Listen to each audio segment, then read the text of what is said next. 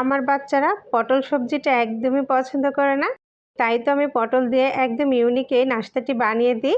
আর তারা কিন্তু অনেক বেশি মজা করে এটা খেয়ে নেয়। আসসালামু আলাইকুম, সবাইকে স্বাগতম আমার নতুন আরও একটি রেসিপি দেখার জন্য।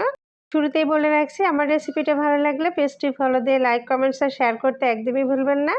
পটলের এই নাস্তাটা তৈরি করার জন্য এই যে আমি পটলের উপরের যে পাতলা একটা স্কিন থাকে, সেই স্কিনটা এভাবে ফেলে দিয়েছি। তারপর পটলগুলো খুব ভালোভাবে ধুয়ে নিয়েছি।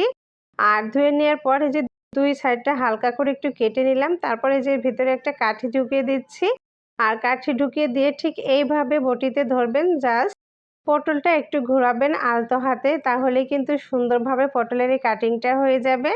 এই যে দেখুন, শুধু ঘোরাতেই হবে, এতে কোনো প্রেশার ক্রিয়েট করা লাগে না আর চাপাচাপিও করা লাগে না। এই যে খুব সুন্দরভাবে কিন্তু আমি একটা পটল কেটে নিয়েছি। তারপর ঠিক এভাবে হাত দিয়ে একটু ছাড়িয়ে দিলেই তৈরি হয়ে যাবে অপূর্ব সৌন্দর্যে ভরপুর একটা পটলের কাটিং। এই যে দেখুন, আমি সবগুলো পটলে কিন্তু ঠিক এভাবে কেটে নিব। আর আমার সবগুলো পটলে কাটা হয়ে গেছে।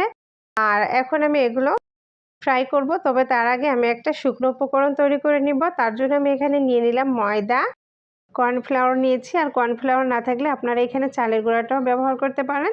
তারপর আমি মরিচের গুঁড়া নিয়েছি। তারপর আমি নিয়েছি ভাজা জিরার গুঁড়া। আর এখানে আমি নিয়েছি কালো গোলমরিচের গুঁড়া, নিয়েছি সামান্য পরিমাণ লবণ। আর সমস্ত উপকরণগুলো আমি একটু এভাবে মিশিয়ে নিচ্ছি। আর এভাবে মিশিয়ে নিলে কিন্তু খুব ভালো হয়। তারপরে এই যে পটলগুলো আমি একটা পাত্রে রেখেছি।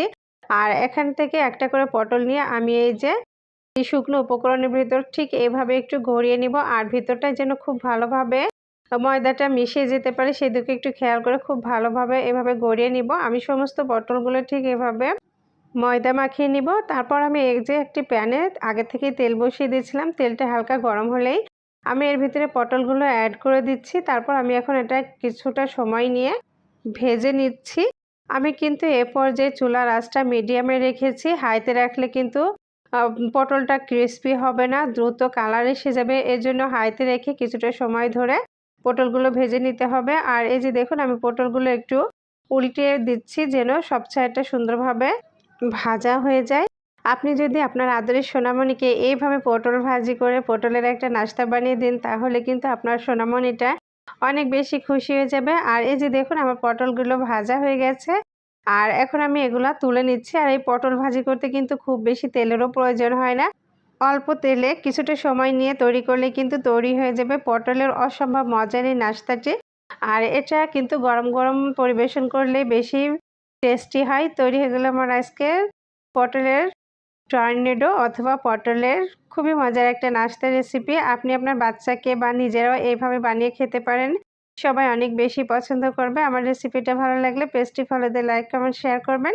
সবাই ভালো থাকবেন, সুস্থ থাকবেন। আল্লাহ হাফেজ।